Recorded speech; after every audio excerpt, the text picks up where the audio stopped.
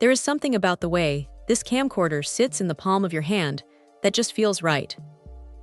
It is not trying to be a sleek, pocket-sized smartphone or a massive cinema rig. It occupies that middle ground where you actually feel like you are filming something important. When you pick it up, the weight is balanced, and the controls are exactly where your fingers expect them to be.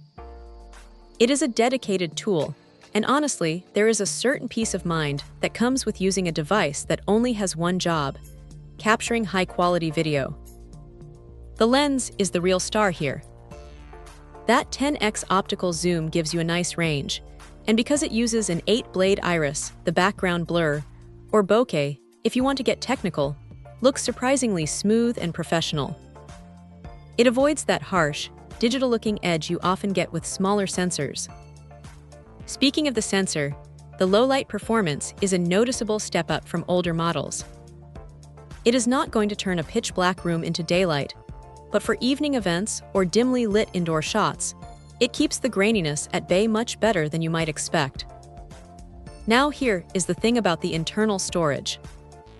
Having 32 gigabytes built right in is a lifesaver when you forget your SD cards at home, which happens to the best of us. You can record for hours without worrying about swapping media, and if you do run out, those 2 extra card slots are sitting there ready to take over.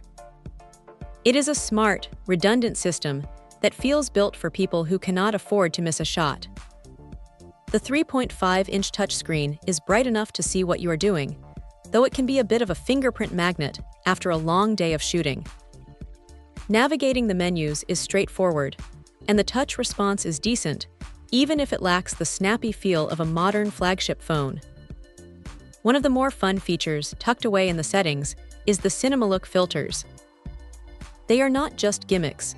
They actually change the color science and contrast in a way that gives your footage a bit of personality right out of the camera. It saves a lot of time in post-production if you're going for a specific mood. Of course, it is not perfect. The autofocus, while generally reliable, can occasionally hunt for a second if you're zooming in and out rapidly in a complex scene. It is a minor quirk, but it is there. Also, for those who want to do heavy color grading later, the AVCHD format is solid, but it is definitely showing its age compared to the newer, more compressed codecs we see today.